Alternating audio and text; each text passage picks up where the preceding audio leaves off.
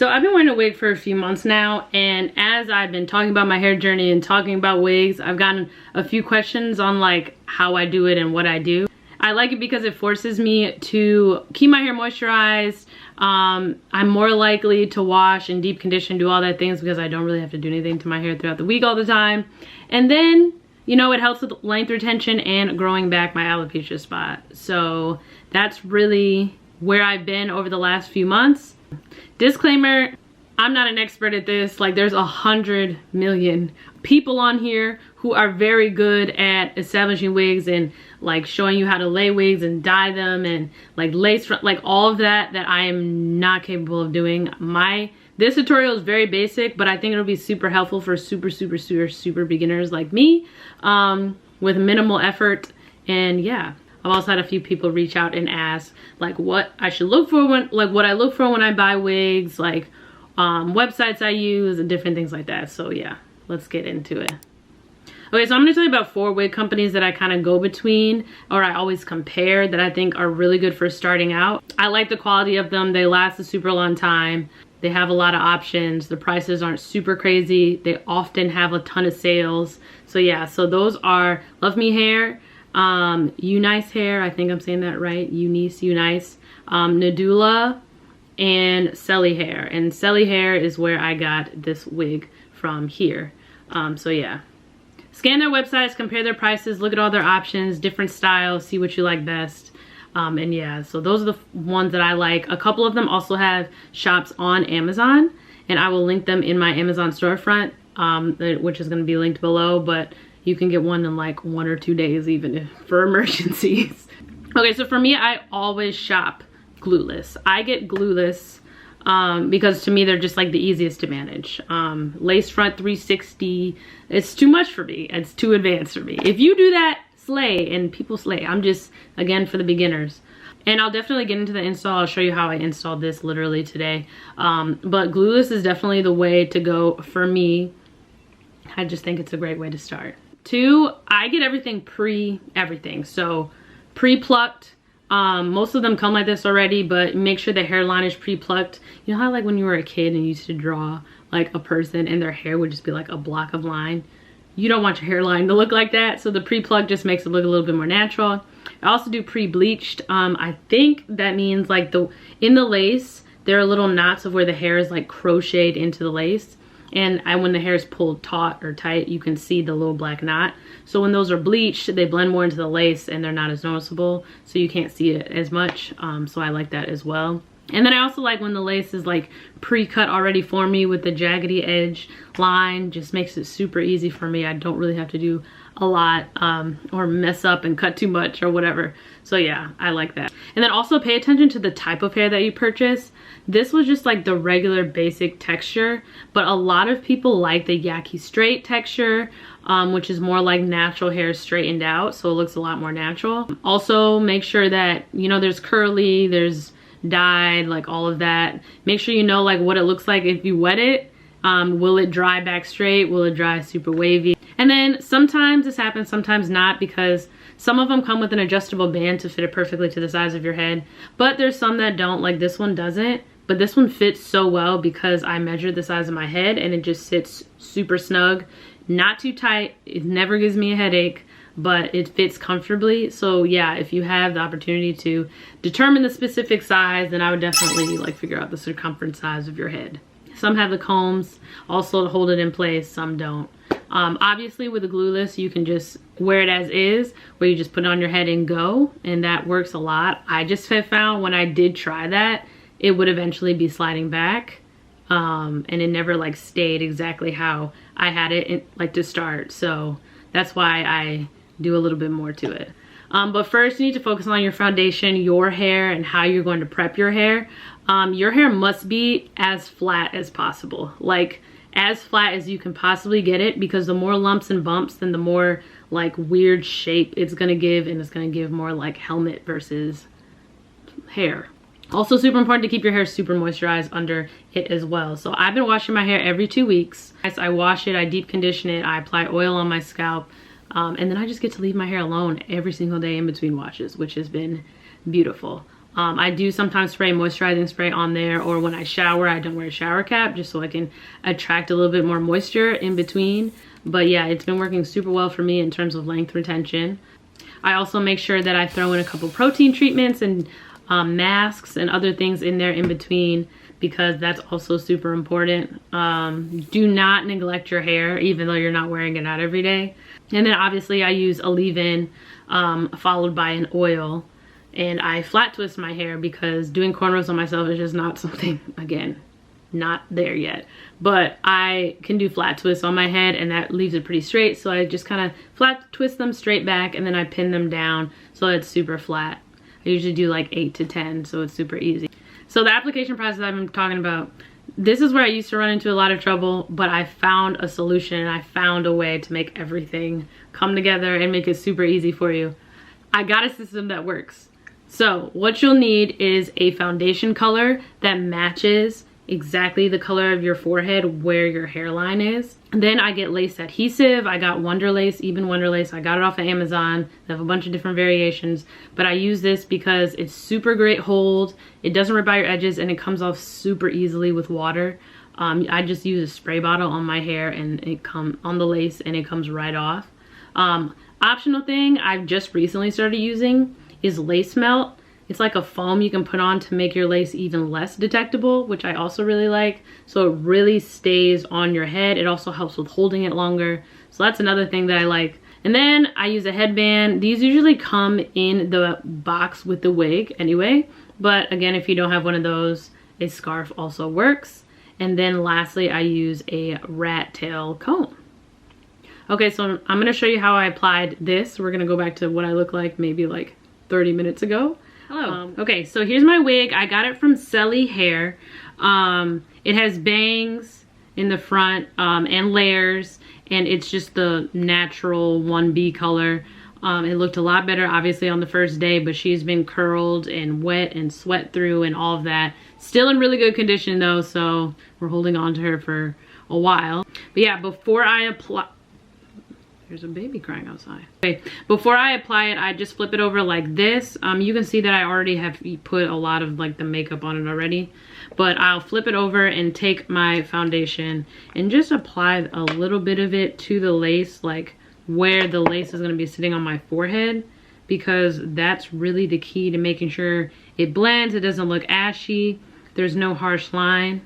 So this is just that process. I don't do this every single day. I may do it like once every 3 to 4 days, but you can see like how dark it is now. Apologize for this jump scare.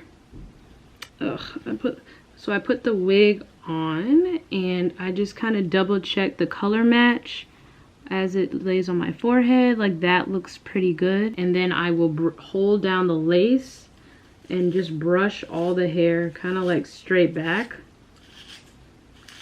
to get it out the way. Then I slide this back a little bit to reveal my hairline, and then I take the adhesive spray, shake it a little bit and spray it right here just like this, like, and I take the end of my rat tail comb and kind of like spread it out so it's like not as loose and it can get a little bit more tacky. And then I wait a couple seconds and pull this forward then so that the hairline that's on here matches my natural hairline like that. Then carefully I will take very little, this like huge thing will last for so long, very little of the lace melt, and I will put it right on top of just the lace. If it gets on my forehead, it gets on my forehead. It's not that big of a deal, but just to make sure that really blends together. And then I take my headband and I just put it right on top of that lace. A little bit on the hair too sometimes. And I pull it so it's like very secure all the way in the back. And Velcro. If you don't have one of these, in the past I have used this. I do have to leave it on for a little bit longer and make sure it's super tight, but that's also an option, just like a satin scarf or whatever. definitely also works. And then I let this sit for like 5 to 8 minutes. I'll get dressed, I'll do makeup, I'll do skincare, I'll do all the things while I wait. The longer I let it sit, the better it holds usually. Just as long as it dries completely before I remove this, that's really the key. And yeah. Now I want to answer some frequently asked questions that I've gotten, or just things that I've seen that people wonder about when wearing wigs, and what I used to wonder about when wearing wigs. So first is, how do you take it off, and will it ruin my edges, which is like a big thing. People who wear wigs all the time and use like lace glue, I have found it really causes a lot of traction alopecia when it's not like taken off correctly.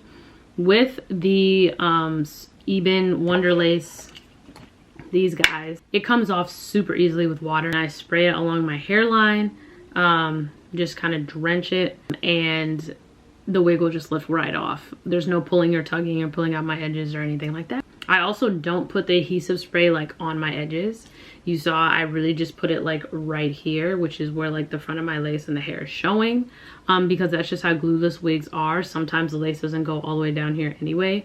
So yeah, I really just put it where the lace is on the top of my head. I'd also recommend to avoid any buildup as you're applying the makeup and the adhesive and all that stuff over time.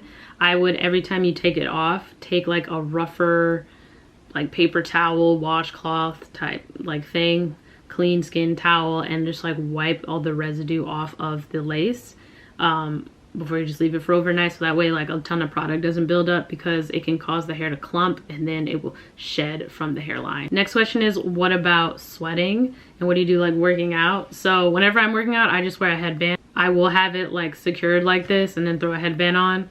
I haven't had any situations where it's come off. Like, it may lift a little bit because I'm sweating and I sweat in my head, but wearing a headband just keeps it right on my head. And then if I need to go somewhere after workout, I'll just bring this and my rat tail comb and headband and reapply it real quick while I'm getting ready. Super easy. I would definitely stay away from white headbands though, just because the makeup may rub off on the headband. How often do you take it off, and do you leave it on for the full 2 weeks?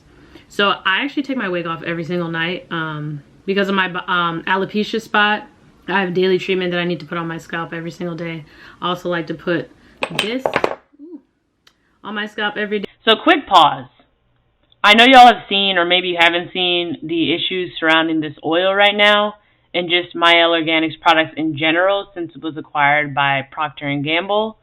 I'm not sure of everything, but definitely do your research, because this article has come out since I filmed this video, and you know, I already have issues with hair and fallout and hair loss and alopecia. I'm on a hair health growth journey, and I also, you know, don't want to use something on my head that could potentially cause cancer. So I will leave this article down below so you can research and read more about it yourself. But I want to say that because I don't want to promote this product to be used if those things are true. So yeah, there are 100 other all-natural, like very good hair growth oils, moisturizing oils that you can put on your scalp. If you know any, you can leave them down below. I also have some recommendations, but yeah, I just want to throw that out there because I have been using these products literally since like 5-6 years ago, when I started my natural hair journey in general, and the ingredients have changed since I started, so it's not the same as what it was. So yeah, throwing that out there. Again, I'm leaving the article in the description box. So let's get back to it. Or another oil or something to moisturize my scalp, like I said. So it's really up to you. You definitely can leave it on. I'd maybe like sleep with the headband and then like style the hair, throw it in a bonnet or whatever. Because you do also want to take care of this too. You don't want to just like leave it where it turns into like a matted mess. What if I can't flat twist? So another alternative that I've found when I was just starting out that helped me keep my hair super flat, or if I was in a rush and I didn't have time to flat twist my hair, would be slicking my hair down. So I could only do this when my hair is super like type 4 hair. So it's super hard for me to slick it down. When I do have it blown out though, I just kind of do 2 pigtails. So I part it down the middle. I do 2 pigtails as low as possible and as close to the middle of the back of my neck as possible, and I tie them with as thin possible as of a headband, of a hair tie, and I pin it there, I'll braid the ends out, and then I'll take the one on this side, wrap it over here, and bobby pin it, flip it, and do the same thing. So like this part is really flat. That's just what I do. Try not to keep it super bulky. And also if you don't know how to flat twist, that's another really good option. There's probably a lot more other tips that I'm missing or I don't know about. So again, like I said, this is a very basic beginner level situation, but I really thought it could be helpful to people, especially ones who said that they had CCCA and they're entering their wig era, or people want to know how I've styled the wigs that I've had in the past. So yeah, if you have more tips and stuff, definitely leave them down below. I definitely don't know everything. Thank you to all the people also who have come across or seen my CCCA videos, who have reached out to me or commented and just said like it was super helpful to them, and they also got diagnosed with CCCA, or they're going to a dermatologist for the first time, or they had a biopsy. I really appreciate that.